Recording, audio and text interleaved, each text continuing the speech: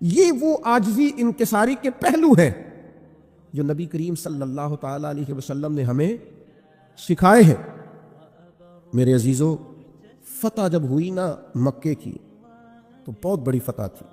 خود قرآن نے کہا اذا جاء نصر اللہ والفتح ورأیت الناس يدخلون فی دین اللہ افواجا، بہت بڑی فتح تھی۔ لیکن صحابہ فرماتے ہیں فتح مکہ تاریخ انسانیت کا بہت بڑا معرکہ تھا، پر ہم نے یہ حال دیکھا کہ نبی کریم علیہ السلام جب مکے میں داخل ہو رہے تھے تو سیاہ رنگ کا امامہ باندھا ہوا تھا اور گردن جھکی ہوئی، اور اتنی گردن مبارک جھکی ہوئی تھی کہ لگتا تھا اونٹ کے کجاوے سے جا لگے، عاجزی سے، انکساری سے۔ جیسے جیسے پھل لگ جاتا ہے درخت ویسے ویسے جھک جاتا ہے۔ تو جب اللہ تبارک و تعالیٰ کسی شخص کو عروج دے، حالات اچھے کرے، تو پھر اسے کیا کرنا چاہیے؟ ایک خاص پہلو آپ کی خدمت میں عرض کرنا ہے۔ کچھ لوگوں سے نا لوگ پیار کرتے ہیں۔ وہ چراغ گولڑا نے کہا تھا خدا کا شکر زمانے کی قدردانی ہے، ہم جوان بھی نہ ہوئے تھے کہ پیر کہلائے۔ کچھ لوگ ایسے ہوتے ہیں جو کہیں صاحبزادے ہوتے ہیں، کہیں ان سے لوگ عقیدت کرتے ہیں۔ خدا کا شکر زمانے کی قدردانی لیجیے۔ جو پیر ہے نا، یہ فارسی کا لفظ ہے، پیر بوڑھے کو کہتے ہیں اصل میں، ہمارے عرف میں پیر رہنما کو کہتے ہیں، لیکن پیر بیسیکلی بوڑھے آدمی کو کہتے ہیں۔ تو پیر نصیر الدین کہتے ہیں کہ خدا کا شکر زمانے کی قدردانی، ہم جوان بھی نہ ہوئے تھے کہ پیر کہلائے۔ ایسا ہوتا ہے کئی دفعہ۔ یہ جو عقیدتیں ہوتی ہیں نا، جن لوگوں سے لوگ عقیدت رکھتے ہیں، ان کا عاجزی والا ہونا بھی بڑا ضروری، ان کا انکساری والا ہونا بھی۔ یہ جو مذہبی محبتیں ہوتی ہیں نا، یہ بڑی ڈاڈی ہوتی ہیں، جن سے لوگ دین کے نام پر محبت کرتے ہیں نا۔ ایک دفعہ ایک سابق MP صاحب میرے پاس آ گئے وقت لینے کے لیے، تو میں نے معذرت کی ان سے، میں نے کہا میرے پاس ٹائم نہیں ہے۔ تو کہنے لگے پیر صاحب بندے تے ساڈے مگر بھی بڑے نے، پر یہ کہ تسا نہ ہی کر چھڑیے۔ میں کہ تواڈے مگر جڑے نے نا وہ ووٹ دیندے نے، تے ساڈے مگر جڑے نے وہ جان دیندے نے، اے ساڈا تے تواڈا فرق ہے۔ یہ مذہبی محبتیں ہوتی ہیں نا، یہ بڑی اچھا، اللہ تعالیٰ معاف کرے، بہت سارا فضل کرے۔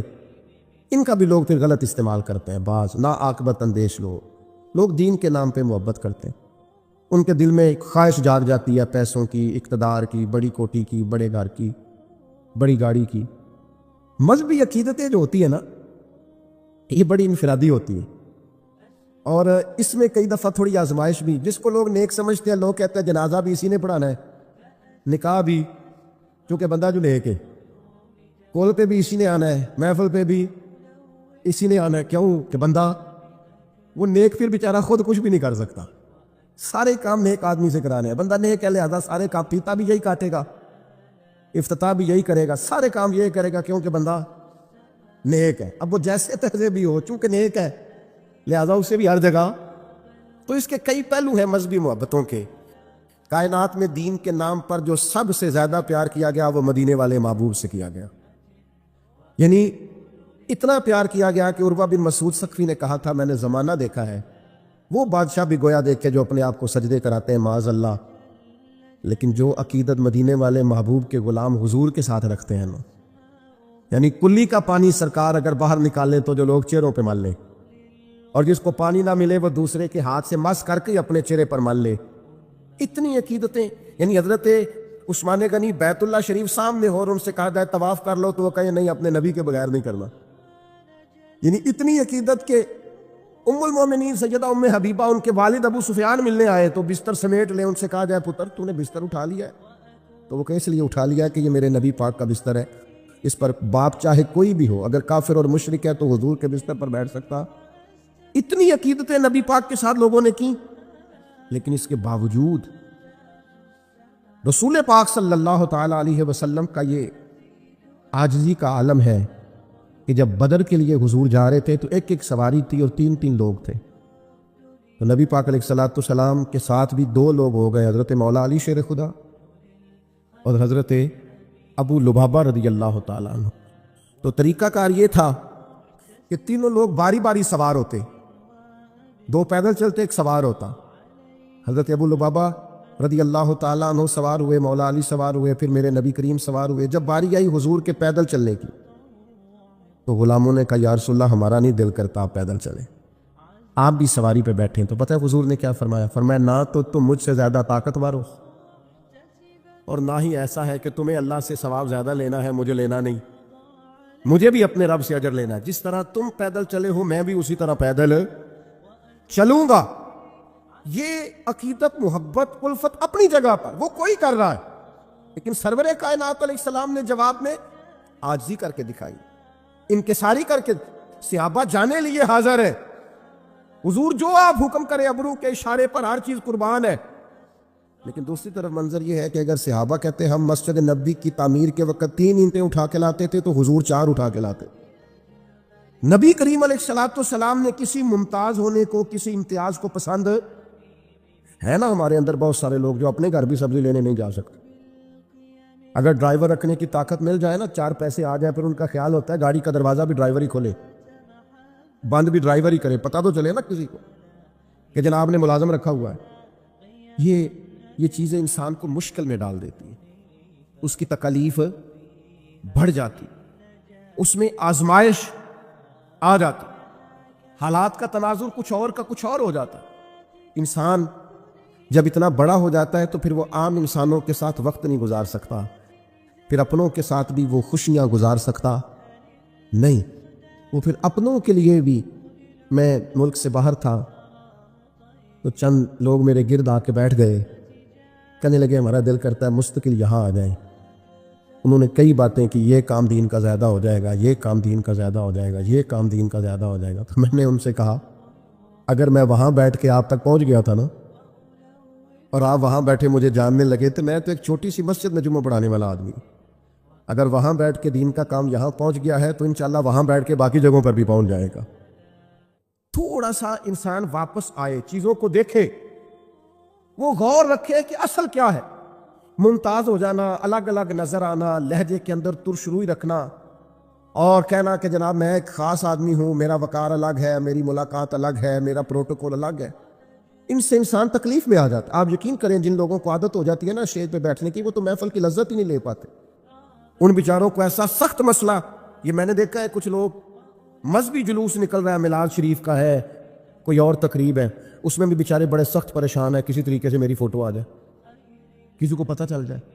تو بھائی مذہبی عقیدتیں ہوں یا کسی قسم کی بھی، آپ اپنی عاجزی کو برقرار رکھیں گے، اپنی بندگی کو کبھی بھی آپ ادھر ادھر نہیں ہونے دیں گے۔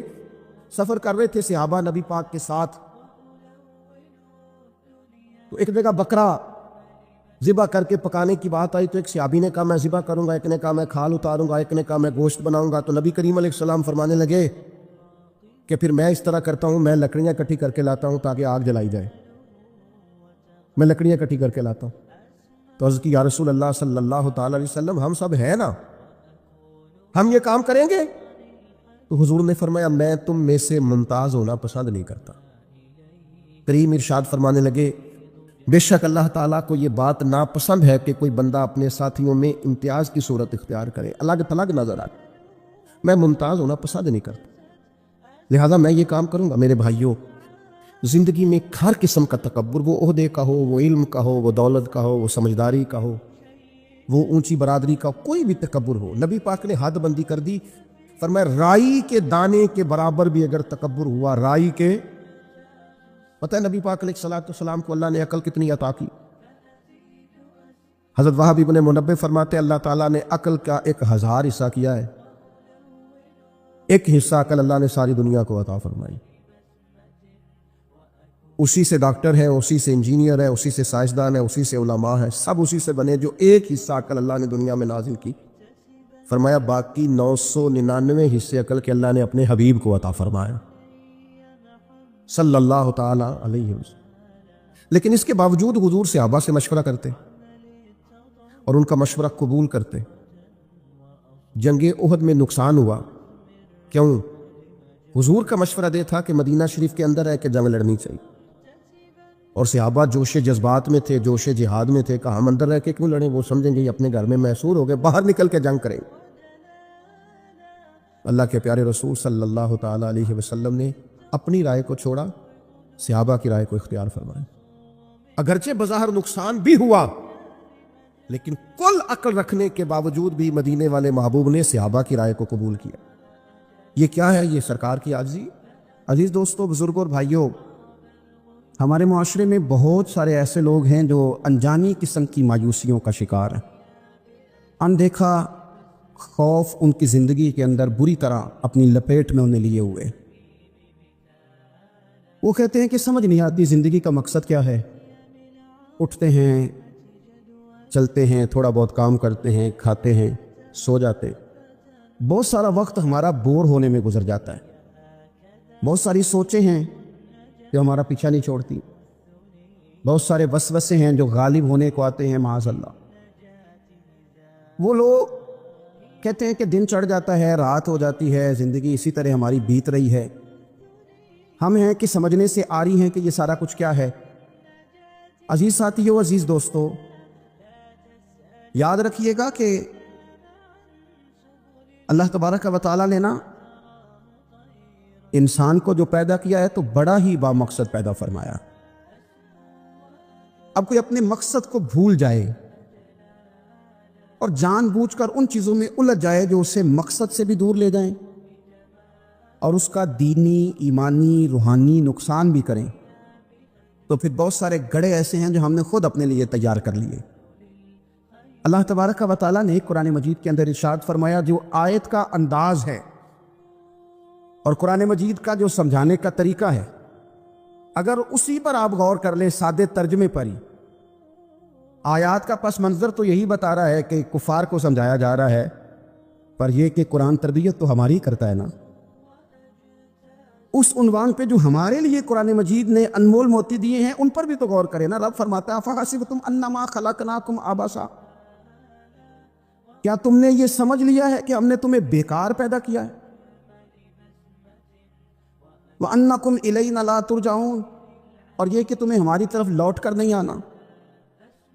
کیا تم نے سمجھا ہے بیکار ہے تمہارا پیدا ہونا، بڑا ہونا، مشکلوں سے ماں باپ کا تمہیں پالنا؟ یہ سارا کچھ ایسے ہی ہے۔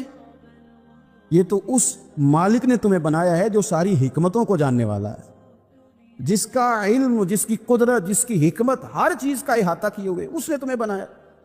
تم جب اپنا مقصد ہی بھول گئے، مقصد کیا تھا؟ وَمَا خَلَقْتُ الْجِنَّ وَالْإِنسَ إِلَّا لِيَعْبُدُونَ، رب فرماتے ہیں جن اور انسان میں نے اپنی عبادت کے لیے پیدا فرمائے۔ ہمارے اوقات تیزی سے ضائع ہو رہے ہیں، تیزی سے، اور ہم انجانی قسم کی اور نہ چاہنے والی مصروفیات کا شکار ہیں، اور پتہ نہیں ہم کہاں جانا چاہ رہے ہیں، کہاں کھڑے ہونا چاہ رہے ہیں، کہاں رکنا، کہاں رہنا چاہ رہے ہیں۔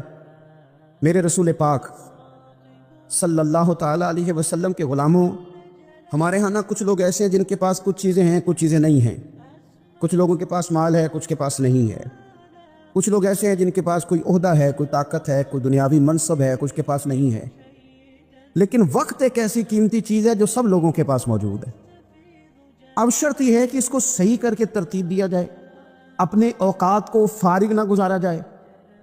مجھے بھی ایک دن ایک دوست نے کہا تھا کہ میں بور بہت ہوتا ہوں، تو میں نے کہا یار شاید ہم بھی ہوتے ہوں، لیکن اب بور ہونے کا وقت بچا کوئی نہیں زندگی میں۔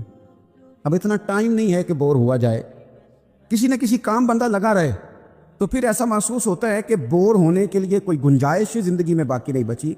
اگر آپ چیزوں کو مینج نہیں کرتے، ہمارا وقت کیسے گزرتا ہے بھلا؟ جو چیز ہم سب سے زیادہ ضائع کر آئے ہیں زندگی میں پیچھے اور کر رہے ہیں وہ وقت ہے۔ اسے ہم بڑا قیمتی بنا سکتے تھے۔ ہیرے موتی سے زیادہ قیمتی وقت کے لمحات تھے جو ہم نے بڑی بے دردی سے ضائع کی، بڑی بے دردی سے۔ کہاں کہاں ضائع ہو رہا ہے؟ ہوٹلوں میں، قہوہ خانوں میں، گپوں میں، غیبتوں میں، چگلیوں میں، دوسروں کو نیچا دکھانے میں، سازشیں کرنے میں۔ ہمارے ہاں لوگ سازشوں میں وقت ضائع کرتے ہیں، ہمارے ہاں لوگ موبائلوں پہ وقت ضائع کرتے ہیں، فضول قسم کی ہماری ابحاث ہے جن میں وقت ضائع ہوتا ہے۔ اس ضائع ہونے والے وقت نے ہم سے ہمارا بڑا کچھ چھینا ہے، ہمیں بڑی ناکامیوں پہ لا کھڑا کیا۔ وہ ناکامیاں ہم دوسروں کے اوپر تو ڈالنے کو تیار ہو جاتے ہیں، اس کا الزام تو مختلف جگہ پہ دھر دیتے ہیں، پر یہ ماننے کو تیار نہیں ہوتے کہ ہم نے زندگی میں وقت بڑا ضائع کیا۔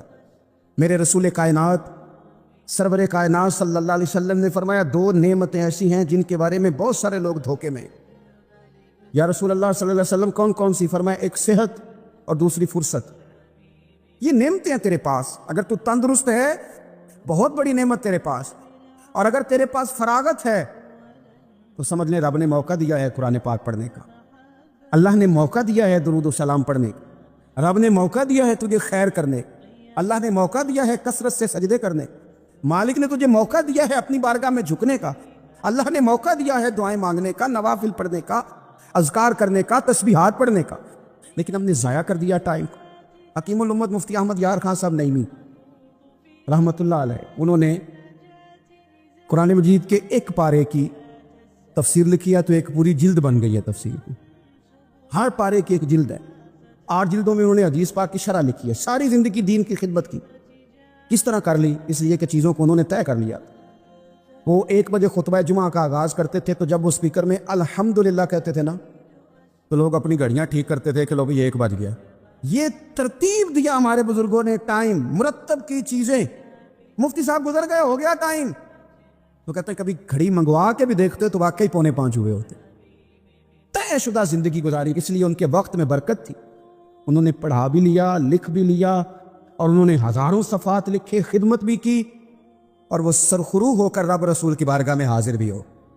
میرے رسول پاک صلی اللہ تعالی علیہ وسلم ارشاد فرماتے ہیں، یہ حدیث امام بہقی نے لکھی ہے، حضور فرماتے ہیں کہ جب روزانہ سورج طلوع ہوتا ہے نا تو اس دن وہ دن اعلان کرتا ہے، وہ دن اعلان کرتا ہے کہ اگر کوئی کام کرنا ہے تو کر لو، میں آج آیا ہوں، آج کے بعد نہیں آؤں گا۔ آج کا کام آج کر لو، میں کل نہیں آؤں گا۔ جو دن آج آیا ہے یہ قیامت تک بھائی دوبارہ نہیں آئے گا۔ جس کی آج تلاوت رہ گئی رہ گئی، جس کا آج درود پاک رہ گیا رہ گیا، جس نے آج سجدے نہ کیے معاذ اللہ رہ گئے اس کے، جس نے جو خیر کرنی تھی آج کے دن نہ کر سکا تو رہ گئی۔ حضرت عمر بن عبدالعزیز رحمۃ اللہ علیہ سے کسی نے کہا حضور یہ کام رہنے دے، کل کر لیجئے گا، تو فرمانے لگے جو کل کرنا ہے وہ پھر کب کروں گا؟ اس کام کو کل کر لوں گا تو جو کل کرنا ہے وہ کب کروں گا؟ امام شافعی رحمۃ اللہ علیہ فرمایا کرتے تھے کہ میں نے نا صوفیاء سے ایک بات سیکھی ہے، اس نے مجھے زندگی میں بڑا نفع دیا ہے۔ آپ فرمایا کرتے تھے کہ صوفیاء کہتے ہیں کہ وقت ایک تلوار ہے، یہاں تو تم اسے اپنے بس میں کر لو، یعنی مینج کر لو، طے کر لو، معاملات کو مرتب کر لو، اس طرح اس وقت یہ کرنا ہے، اس وقت یہ کرنا ہے، تو پھر تم اس تلوار کی وجہ سے ساری مشکلات کو کاٹ دو گے، اور اگر تم نے اس تلوار کو نہ تھاما تو یہ وقت ایک ایسی تلوار ہے پھر یہ تمہیں کاٹ دے گا۔ اور فرمایا کرتے تھے یہ اتنی تیزی سے پگھلتا ہے وقت، کالے بال سفید ہو جاتے ہیں، سیدھی کمر ٹیڑھی ہو جاتی، تندرست وجود بیمار ہو جاتا، اتنی تیزی سے پھر یہ وقت گزرتا ہے کہ برف اگر دھوپ میں رکھ دی جائے تو وہ اتنی تیزی سے نہیں پگھلتی جتنی تیزی سے ہماری زندگی کے دن پگھل رہے ہیں۔ ہم سمجھ رہے ہیں دن بڑھ رہے ہیں، حالانکہ دن بڑھ نہیں رہے، دن کم ہو رہے ہیں، ہم موت کے قریب جا رہے ہیں۔ اپنے روزمرہ کی جو چیزیں ہیں، معاملات زندگی ہے، اس پر خوب توجہ دیں اور خوب محنت کریں اور چیزوں کو طے کر لیں۔ اگر آپ طے کر لیں گے تو آپ محسوس کریں گے کہ ہم نے زندگی میں کچھ کر لیا ہے۔ لیکن میرے بھائی، اگر سوچنے میں، سمجھنے میں، سیروں میں، آنے جانے میں، میں اکثر دوستوں سے کہتا ہوں کہ زندگی شگل میلے میں گزر گئی لوگوں کی، شگل میلے، یا بیسوں میں یا شگل میلے میں۔ 2 گلیاں چھوڑ کے مسجد ہے تو آپ نے نہیں دیکھا ہوگا کہ 15 بندے اکٹھے ہو کے مسجد جاتے ہو کسی گلی سے، 15 20 جا رہے ہیں، آؤ چلیں یار سارے جمعے کا ٹائم ہو، اس طرح نہیں اکٹھے ہوتے۔ 7 گلی میں جانا ہے، لیکن اگر انہی لوگوں سے کہا جائے کہ سیر کے لیے جانا ہے تو پوری بس بھر جاتی ہے ایک محلے سے۔ انہی سے کہا جائے کہ میلہ ٹھیلا لگا ہے وہاں جانا ہے تو پوری بس بھر جاتی۔ 7 والی گلی جانے کو تیار نہیں۔ میرے بھائی، جنت انسان کی کامیابی کا مقام ہے، جنت وہ جگہ ہے جہاں ہم کامیاب ہو کر فلاح پا کے جائیں گے۔ جنت وہ جگہ ہے جہاں کوئی حسرت باقی نہیں رہے گی، کوئی خواہش باقی نہیں رہے گی، اور جنت کے اندر وہ نعمتیں ہیں کہ نبی پاک صلی اللہ تعالی علیہ وسلم فرماتے ہیں کہ تمہارے رب نے تمہارے لیے جنت میں وہ نعمتیں تیار کی ہیں نہ کسی آنکھ نے دیکھی، نہ کسی کان نے سنی، نہ تمہارے دل پر کبھی خیال ہی گزرا ہوگا کہ یہ بھی ہمیں ملے گا۔ وہ سارا کچھ بھی اللہ تمہیں جنت میں عطا کرے گا۔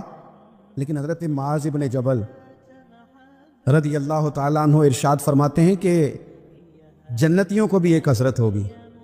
فرمانے لگے میں نے رسول پاک سے سنا ہے، فرمانے لگے میں نے حضور سے سنا ہے کہ جنتی بھی اس وقت پر حسرت کریں گے جو وقت ان سے ضائع ہو گیا اور خدا کے ذکر میں نہیں گزر سکا۔ وہ حسرت کریں گے کہ یہ لمحہ ہم نے ضائع کر دیا، اللہ کے ذکر کے بغیر گزار دیا، خیر کے جملے کے بغیر گزار دیا، درود و سلام کے بغیر گزار دیا۔ وقت کا ضائع ہونا اتنی بڑی حسرت ہے کہ جس پر اہل جنت بھی حسرت کریں گے یہ ہم سے کیا ہو گیا. تو جو حسرت کل کرنی ہے وہ آج نہ کر لیں. بچا نہ لیں اپنے وقت کو, ضائع ہونے سے بچا نہ لیں. ہم کبھی پلٹ کے دیکھیں نا تو ہماری بہت ساری محرومیوں کا سبب یہ ہے کہ ہم نے سستی بڑی کی. میں کئی دفعہ غور کرتا ہوں نا, ذاتی طور پر تو میں سمجھتا ہوں زندگی میں بہت سارے اور کام بھی ہو سکتے تھے لیکن سست ہو گئے. کیا یہ اچھا تھا 1 گھنٹہ اور کم سو لیتے, کیا یہ اچھا تھا کہ تھوڑا اور آگے بڑھ لیتے. جاگنا ہے جاگ لے افلاک کے سائے تلے, پھر تو حشر تک سوتا رہے گا خاک کے سائے تلے. کچھ کام کریں, کچھ آگے بڑھیں, کچھ اپنی زندگی کے اندر چیزوں کو لے کر کے آئیں. آپ جب کچھ چیزوں کو لائیں گے, کچھ کریں گے. حضرت عمر فاروق رضی اللہ تعالیٰ عنہ نا, جناب فاروق اعظم ہمیشہ کام کرتے تھے, ہمیشہ ڈیوٹی کرتے تھے, اور انہوں نے بڑی ڈیوٹی کی زندگی میں, بڑا کام کیا. ہم نہ سو جاتے ہیں, ہم آرام کرتے ہیں, بلکہ مرضی کی نیند ہے, مرضی کا جاگنا ہے. حضرت عثمان غنی رضی اللہ تعالیٰ عنہ فرماتے ہیں سخت دھوپ تھی مدینہ منورہ میں اور سب لوگ سو رہے تھے, تو میں کسی کام کے لیے چھت پہ گیا تو میں نے دیکھا کہ ایک بوڑھے شخص ہیں تو وہ اونٹوں کو ہانکتے ہوئے آ رہے ہیں. تو میرے دل میں خیال آیا کہ یہ مجھے ملے تو میں نے سمجھاؤں کہ ساری دنیا جو سو رہی ہے تو آپ ہی اپنے اونٹوں کو چھوڑ دیں اور کچھ دیر آرام کر لیں. اتنی کڑی دوپہر لگی ہوئی, اس وقت بھی آپ اونٹوں کے پیچھے ہیں. فرماتے ہیں میں چھت پہ رہا کہ یہ قریب آتے ہیں تو سمجھاتا ہوں, لیکن وہ قریب آئے تو میں تڑپ ہی گیا. وہ عام شخصیت تو نہیں, وہ تو امیر المومنین حضرت عمر فاروق ہیں رضی اللہ تعالیٰ. میں نے ان سے کہا کہ امیر المومنین اس دھوپ میں آپ اونٹوں کے پیچھے سارا زمانہ سو رہا ہے. کسی غلام کو فرما دیتے تو آپ فرمانے لگے یہ مال غنیمت کے اونٹ ہیں, غلام کی ڈیوٹی تو نہیں نا, ڈیوٹی تو میری ہے نا مسلمانوں کا مال سنبھالنے کی. فرمایا یہ چلے گئے تھے, دل میں خیال آیا کہ عمر سے اس کے بارے میں بھی تو قیامت میں پوچھا جائے گا نا. تو جو سونے والے ہیں وہ سو رہے ہیں, پر میری تو ڈیوٹی ہے نا, مجھے تو جاگنا ہے نا. اعلیٰ حضرت فاضل بریلوی رحمۃ اللہ علیہ فرماتے ہیں سونا جنگل رات اندھیری, چھائی بدلی کالی ہے, سونے والوں جاگتے رہنا, کیونکہ چوروں کی رکھوالی ہے. سونے والوں, ایک تو سونے سے یہ مراد ہے نا, اور ایک سونے سے مراد سونا ہے جو بڑا قیمتی ہوتا ہے. سونے والوں جاگتے رہنا, چوروں کی رکھوالی ہے. حضرت معاویہ بن خدیج رضی اللہ تعالیٰ عنہ ایک صحابی ہے, وہ فرماتے ہیں کہ میں اسکندریہ کی فتح ہوئی تو میری خواہش ہوئی جناب عمر کو جا کے خوشخبری سناؤں, لیکن جس وقت میں مدینہ شریف پہنچا نا تو سب لوگ دوپہر کا آرام کر رہے تھے. اب ہمارے آرام میں کوئی خلل ڈالے سوال ہی پیدا نہیں ہوتا. اماں کو بھی اجازت نہیں ہوتی, اور پھر اگر کوئی سوتے ہوئے ہمیں اٹھا دے اور ہم جاگ جائیں تو پھر جو ہمارا رویہ ہوتا ہے اللہ ہی خیر کرے. بادشاہ سلامت کو جگا دیا ہے, ہم بہت سارے معاذ اللہ آداب آداب بھی بھول جاتے ہیں, نیند ضائع کر دی. حضرت معاویہ بن خدیج رضی اللہ تعالیٰ عنہ کہتے ہیں میں مدینہ شریف آیا, دوپہر کا وقت تھا, اسکندریہ کی فتح ہو گئی, خوشخبری سنانی تھی.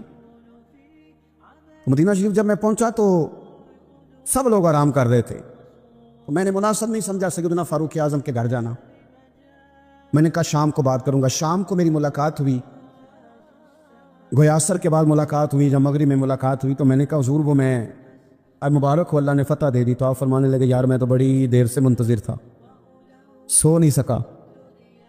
وہ کہتے ہیں میں نے کہا حضور میں تو اسی لیے نہیں آیا کہ آپ آرام کر رہے ہوں گے. تو آپ فرمانے لگے آرام میں کیا کرتا تھا پر خلیفہ بننے سے پہلے پہلے, اب کہاں وقت ہے میرے پاس, اتنی ذمہ داریاں ہیں, کہاں آرام کرتا ہوں. اور پھر رو پڑے اور فرمانے لگے میں تو رات کو بھی کم سوتا ہوں. حضور کیوں؟ فرمانے لگے دن مخلوق کے کام دیکھتا رہتا ہوں اور رات ہوتی ہے تو رب کی عبادت کرتا رہتا ہوں. میں نے تو رات کو بھی سونا کم کر دیا. ہماری زندگی میں بہت ساری میرے بھائی ہماری ناکامیوں کی وجہ ہماری سستی بنی, ہماری کاہلی بنی, ہماری لاپرواہی بنی. بہت سارے افسران ایسے ہیں جن کے عملے کی خرابی کی وجہ یہ ہے کہ وہ اٹھ کے باہر آ کے چیک کرنا پسند ہی نہیں کرتے کہ عملے کے لوگ کیا کر رہے ہیں. بہت سارے ایسے اداروں کے سربراہان ہیں کہ جو اپنے دفتر سے اٹھ کے باہر آ کے دیکھنا پسند ہی نہیں کرتے کہ عملے کے لوگ کر کیا رہے ہیں. تو جب ہم ان چیزوں کو پرکھتے نہیں, دیکھتے نہیں, محاسبہ ہی نہیں کرتے تو پھر چیزیں شترے بے مہار ہو جاتی ہیں. اپنی زندگی میں چیزوں کو مینج کریں. نوجوانوں نے تو بالکل طے کر لیا ہے کہ مرضی سے سونا ہے اور ہر کام الٹ کرنا ہے. کوئی نوجوان ملنے آیا تھا تھوڑے دن پہلے دوپہر کو, تو میں نے کہا کھانا کھلائیں, تو کہنے لگے پیر صاحب ابھی تو میں نے ناشتہ کیا ہے. تو میں نے کہا میاں 12:30 جس نے ناشتہ کیا تو دوپہر کا کھانا 6 بجے کھائے گا, اور رات تیری کب ہوگی؟ یہی ہے نا کہ 12:30 اماں تو بیچاری بڑھاپے میں اٹھ کے پکا کے نہیں دے گے تو برگر ہی کھائے گا، اور سویرے وہ ہضم نہیں ہوگا پھر تو دوائی بھی کھائے گا۔ جب آپ فطرت کے خلاف چلتے ہیں، رات رب نے سونے کے لیے بنائی اور دن جاگنے کے لیے، تو جب الٹ کرو گے جوانوں تو صحت پر بھی اس کا اثر پڑے گا۔ دن کی جو نیند ہوتی ہے وہ سستی پیدا کرتی ہے، اور رات کی نیند آپ کی تھکاوٹیں دور کرتی۔ تو جس چیز نے آپ کو سست کرنا ہے اس پر توجہ زیادہ ہے، اور جس چیز نے آپ کو طاقتور کرنا ہے اس پر آپ کی توجہ نہیں۔ وقت پر رات کو سونا اور کچھ نہ کچھ کرتے رہنا۔ میری بزرگوں سے بھی گزارش ہے کہ ریٹائرمنٹ کی زندگی اور جوانوں سے بہت زیادہ امیدیں لگا لینا اور کمزور پڑ جانا، یہ بھی چیزیں انسان کے لیے مشکل پیدا کرتی ہیں۔ کیوں ریٹائر ہوں؟ کبھی تلاوت سے بھی بندہ ریٹائر ہوا ہے، کبھی درود و سلام پڑھنے سے بھی بندہ ریٹائر ہوا ہے، کبھی معاذ اللہ کثرت نفل سے بھی بندہ، نوافل سے بھی بندہ ریٹائر ہوا ہے۔ اللہ اللہ کریں، کچھ کام کریں۔ حضرت امام قاضی ابو یوسف رحمۃ اللہ علیہ، آپ پہلے قاضی القضاء ہیں امت کے۔ امام اعظم ابو حنیفہ رحمۃ اللہ علیہ کے آپ شاگرد ہیں، چیف جسٹس بنایا تھا ہارون رشید نے آپ کو۔ ساری زندگی علم پڑھنے میں، علم پڑھانے میں گزری۔ وہ جو نبی پاک صلی اللہ علیہ وسلم کا فرمان ہے نا، ہمیشہ سیکھنے کا، طلب کرنے کا، اس پر بڑے شوق سے عمل کیا۔ آخری وقت آیا تو بڑے بیمار ہو گئے تھے۔ شیخ ابراہیم ایک عالم ہیں، وہ کہتے ہیں میں آپ کی زیارت کے لیے گیا تو آپ نا اتنے علیل تھے کہ بے ہوشی کے عالم میں آپ آرام کر رہے تھے۔ میں بیٹھا تو ہوش آیا۔ ساری زندگی علم پڑھانے میں، دین سیکھنے میں، دین سکھانے میں، لوگوں کو بتانے میں، تحقیق کرنے میں گزر گئی۔ آنکھ کھلتے ہی نا مجھ سے کہنے لگے اچھا ہوا ابراہیم تم آ گئے، ایک مسئلہ ڈسکس کرنا تھا۔ میں نے کہا حضور اس حال میں بھی؟ تو کہنے لگے اچھا نہیں، دین پڑھتے پڑھاتے سیکھتے سکھاتے دنیا سے چلے جائیں، ہم سے زیادہ خوش نصیب کون ہوگا؟ کہتے ہیں میں اتنا متاثر ہوا کہ دنیا سے جا رہے ہیں، شوق ابھی بھی علم کا ہے، آخری ہجکیاں ہیں اور علم کا ابھی بھی شوق ہے۔ فرماتے ہیں ان کی طبیعت میں بڑی نکات تھی، مسئلہ بتایا، پھر لیٹ گئے۔ میں نے سلام لی اور جب میں ان کے دروازے سے آگے گزرا تو پیچھے سے کسی کے رونے کی آواز آئی۔ میں نے پوچھا کیا ہوا؟ تو کہنے لگے امام ابو یوسف کا وصال ہو گیا۔ کریم فرماتے ہیں اگر تم وہ جان لیتے نا جو میں جانتا ہوں، اگر تمہیں اس کا علم ہوتا نا جس کا مجھے علم ہے، تو فرمایا تم رویا کرتے، تمہاری کیفیات اور ہو جاتی۔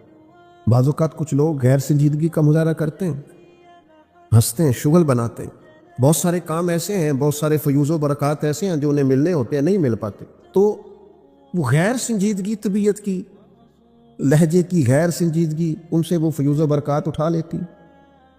میں دوستوں سے کہتا ہوں آپ کسی جگہ محفل میں جاتے ہیں، آپ کسی دینی اجتماع میں جاتے ہیں، لیکن رستے میں اگر آپ شغل کرتے ہوئے جا رہے ہیں، ہنستے ہوئے جا رہے ہیں، آپ نے کیا فائدہ حاصل کیا؟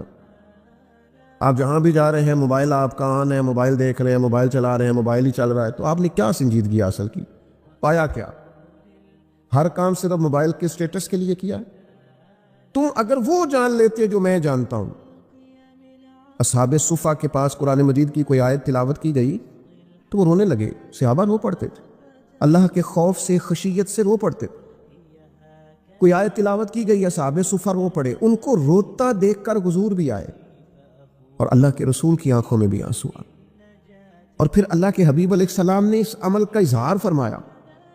حضور فرمانے لگے جو آنکھیں رب کے خوف سے آنسو بہاتی ہیں نا، ان کو اللہ پھر دوزخ پر حرام کر دیتا ہے، پھر وہ جہنم میں نہیں جایا کرتے۔ وہ اللہ کے خوف سے چھلک پڑی، جذبات ابل کر باہر آ گئے۔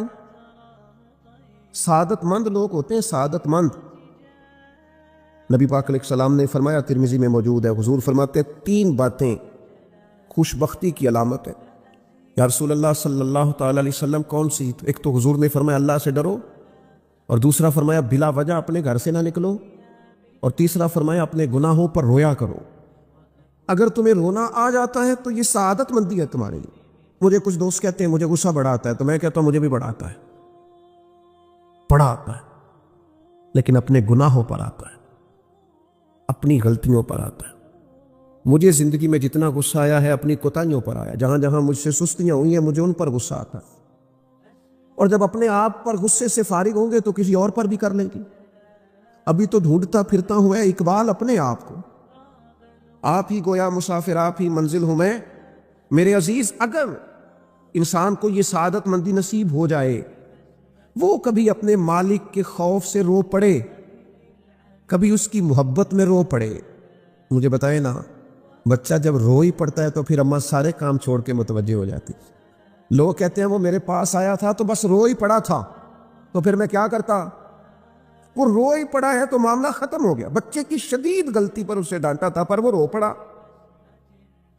نرم ہو گیا دل ماں کا، باپ کا، چچا کا، بڑوں کا، چونکہ وہ رو پڑا ہے. عزیز بھائی، جب تو بھی رب کی بارگاہ میں رو ہی پڑے گا نا، جب تو اس کی خشیت سے ٹوٹ ہی جائے گا، جب اس کے حضور آ کے عرض کرے گا نا مالک میں کہاں جاؤں تیری بارگاہ میں نہ ہوں، کہاں جاؤں. اعلیٰ حضرت بریلوی رحمۃ اللہ علیہ کے والد تھے، بڑے درد سے دعا کرتے تو لوگ ان سے دعائیں کرایا کرتے تھے، اور عجیب سے نا دعا کے اندر محو ہو جاتے تھے. اپنے لفظوں میں بات کروں تو بڑی کھوب کے دعا کر دے سن. بعض بندے رٹیاں رٹائیاں دعاواں کر دیں، بس وہ ٹھیک ہے، ہاتھ اٹھا دیے جو مولانا صاحب کہیں گے ہم بھی. وہ بڑے محو ہو کے دعا کرتے تھے. کسی نے ان سے کہا حضرت اتنی للہیت سے اور اتنی محویت سے اور اتنے ذوق سے دعا کیسے؟ فرمانے لگے میں نے اپنی بیوی سے طریقہ سیکھا. سیکھنے والے سبھی جگہ سے سیکھتے، اپنے بچوں سے بھی سیکھ لیتے. اور جن کا خیال ہونا ہمارے پاس کل عقل آ گئی ہے، وہ بیچارے عقل کو خیر بات کہہ دیتے ہیں. جن کو سارا ہی پتہ ہے انہیں کچھ پتہ نہیں. کہتے بیوی سے سیکھا ہے دعا مانگنے کا طریقہ. حضرت وہ کیسے؟ فرمانے لگے اسے کوئی کام تھا مجھ سے، کوئی گھر کا خرچہ تھا، اس نے بتایا خرچہ. میں نے اسے کہا ابھی میرے پاس پیسے نہیں ہیں، آتے ہیں تو دوں گا. 2-4 دنوں کے بعد پھر اس نے کہا، اور میں نے کہا تھا گھر کے خرچے کے لیے کچھ پیسے، تو فرماتے ہیں میں نے کہا ابھی میرے پاس نہیں ہے، آتا ہوں تو دے دو. عورتوں کی عادت ہوتی ہے بار بار یاد کرانا. کہتے اس نے پھر یاد کرایا، اور میں نے گزارش کی تھی کچھ پیسے چاہیے. فرماتے مجھے غصہ آ گیا. میں نے کہا تو کیا روز ایک ہی بات کرتی ہے؟ تجھے کہا ہے نا ابھی پیسے نہیں ہیں، آتے ہیں تو دے دوں گا. ہر روز یاد کرانے کا کیا مطلب ہے؟ ایک ہی بات کرا ٹال گیا، پیسے چاہیے، پیسے ٹھیک ہے، خرچ ہے، آپ ٹھیک کہہ رہے، پر ابھی نہیں میرے پاس. کہتے میں نے ڈانٹ دیا. سعادت مند خاتون تھی، حوصلے سے ڈانٹ برداشت کی. تو کہنے لگی غلطی ہو گئی، مجھے نہیں بار بار کہنا چاہیے تھا، آپ تو ناراض ہی ہو گئے، لیکن ایک بات یہ کہنی تھی کہ آپ ہی میرے شوہر ہیں. میں آپ سے نہ کہوں تو پھر کس سے جا کے کہوں؟ آپ سے کہنا ہے نا، میرے آپ ہے نا میرے سر کے تاج، تو کس سے اور کہوں؟ میں اور کسی سے کہوں؟ شیخ فرماتے ہیں میرے ہاتھ میں کچھ چیز تھی، ہاتھ کانپا، وہ چیز گری، چھم چھم میرے آنسو ٹپکے، چھم چھم میں رو پڑا. تو خاتون کہنے لگی آپ کیوں روئے، کیا ہوا؟ تو فرمانے لگے مجھے تو رب سے مانگنے کا طریقہ تو نہیں سکھا دی. جب میں اس کی بارگاہ میں عرض کروں گا نا مالک بڑے دروازوں پہ گیا ہوں کوئی نہیں میری سنتا، بڑے درد کے ساتھ میں نے کہا ہے پر فریاد کو کوئی نہیں پہنچا. اے اللہ تو ہی میرا رب ہے، پھر تجھے نہ کہوں تو کس کی بارگاہ میں جا کے کہوں؟ میں بیمار ہوں اور شفاؤں کے لیے ترس گیا ہوں، میں مقروض ہوں اور جان چھڑانے کے لیے ترس گیا ہوں، میں کمزور ہوں اور سعادت پانے کو ترس گیا ہوں، میں بے کیف ہوں اور سجدوں کی لذت کے لیے بے چین ہو گیا ہوں، میں بے کیف ہوں اور چاہتا ہوں میرا قرآن پاک کی تلاوت سے دل لگے. اور مالک جب توفیق تو دینے والا ہے تو پھر تجھ سے نہ کہوں تو میں کس سے جا کے کہوں؟ نبی پاک صلی اللہ تعالی علیہ وسلم نے فرمایا 2 آنکھیں دوزخ میں نہیں جائیں گی. یا رسول اللہ صلی اللہ علیہ وسلم اتنا کرم، وہ 2 آنکھیں کون سی ہیں؟ فرمایا ایک وہ جو اللہ کی راہ میں رات جاگتی رہی، کسی سرحد پر پہرا دیا، کوئی ڈیوٹی کی، کوئی خدمت کی راہ خدا میں، جو آنکھیں بیدار رہی راہ خدا میں، دوزخ میں نہیں جائیں گی. اور دوسرا فرمایا جو رب کی یاد میں رو پڑی. کچھ لوگ ایسے ہوتے ہیں کہ جن سے قربت ہوتی ہے. آپ نے کبھی دیکھا ہے ہر بندے سے مل کے بندہ رو نہیں سکتا، ہر بندے کو دیکھ کے رونا آتا نہیں، لیکن کچھ لوگوں سے روح ملتی ہے نا کسی کی، تو ویسے کبھی وہ بندے مل جائے نا دل کرتا ہے تینوں سامنے بٹھا لاں تے درد پرانے چھیڑا. کچھ لوگ ایسے ہوتے ہیں جن کے ساتھ حضور تشریف فرما ہیں، حضرت علی شیر خدا کہیں گئے ہوئے ہیں، تو محبوب کیا فرماتے ہیں؟ فرماتے ہیں اللہ اس وقت تک میرے پاس حضرت اسرائیل کو نہ بھیجنا جب تک میں علی سے ملاقات نہ کر لوں. دعائیں ہو رہی ہیں کہ میری جب تک ملاقات نہ ہو جائے میرا جانے کا وقت نہ آئے. مشکات میں حدیث موجود ہے. تو سرور کائنات علیہ السلام کا جو ان کے ساتھ قربت ہے، حضور کا جو ان سے پیار ہے، حضور نے ہر مہاجر کو ایک انصاری کا بھائی بنایا. انصار کے اندر حضور نے بھائی چارہ قائم فرمایا، اور یہ تاریخ کا وہ والا بھائی چارہ ہے جس کی نہ اس سے پہلے کوئی مثال ہے، نہ قیامت تک دوبارہ کوئی مثال دی جا سکتی ہے. بھائی جب سگے بھائی جب شادی شدہ ہو جاتے ہیں نا تو ان کی اپنی اپنی جیبیں ہو جاتی ہیں, اپنی اپنی گفتگو ہو جاتی ہے. 6 ماہ کے بچے کے بارے میں بھی وہ کہنے لگ جاتے ہیں میں نے بچوں کا بھی تو کچھ بنانا ہے نا. انہیں بالکل اب وہ چیزیں نظر آنی بند ہو جاتی ہیں جس میں والدین اور بہن بھائی شامل ہوتے ہیں. وہ کہتے ہیں میرے بھی تو بچے. لیکن یہ بھائی چارہ مہاجرین اور انصار کا اتنا زبردست اور معنی خیز ہے. حضور نے بھائی چارہ قائم فرمایا. سگے بھائیوں کو وراثت دینا مشکل ہوتا ہے. بڑا کہہ رہا ہوتا ہے کمائی تو میں نے کی تھی, چھوٹا کہہ رہا ہوتا ہے کہ باہر تو پہلے میں گیا تھا. جھگڑے. لیکن یہ تاریخ اسلامی کا وہ بھائی چارہ ہے کہ جن میں برادری, قبیلہ, رنگ, نسل, علاقہ ایک نہیں ہے, پر ہزاروں قومیں وجود میں آئیں. دہر میں خشک و تر کے رشتے سے ہم نے بنیاد دوستی رکھی, یاد خیر البشر کے رشتے سے. اور اقبال نے جن انداز میں اس مضمون کو بیان کیا